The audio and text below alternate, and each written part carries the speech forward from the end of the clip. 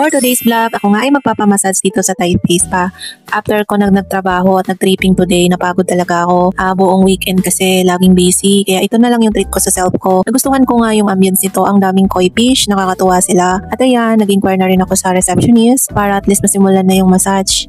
Ang ganda lang ng ambience dito. Ito yung vibes ng massage na hinahanap ko. Yung merong view, tapos maraming mga upuan, accommodating yung mga tao, pwede kang mag-food trip. Ayan, may mga fruits for healthy living. At umupo na nga ako sa kanilang couch at lumapit na yung babae para ibigay yung menu at namili na nga ako ng massage type na napili ko nga ang Swedish massage na sa 1.5. Pero meron din silang buffet kung gusto nyo and meron din silang milk bath. Pwede kang mamili. Dahil nga busog na ako kaya ang pinili ko na lang ay massage lang. Gusto ko lang munang magpa-massage para makapag-relax. May mga fruits din sila kung mahilig kayo sa mga fruits. Pwede kayong mag-order habang nag-aantay. At ayan naman yung canteen area nila. Pwede kang mag-order ng mga food kung mahilig kang kumain.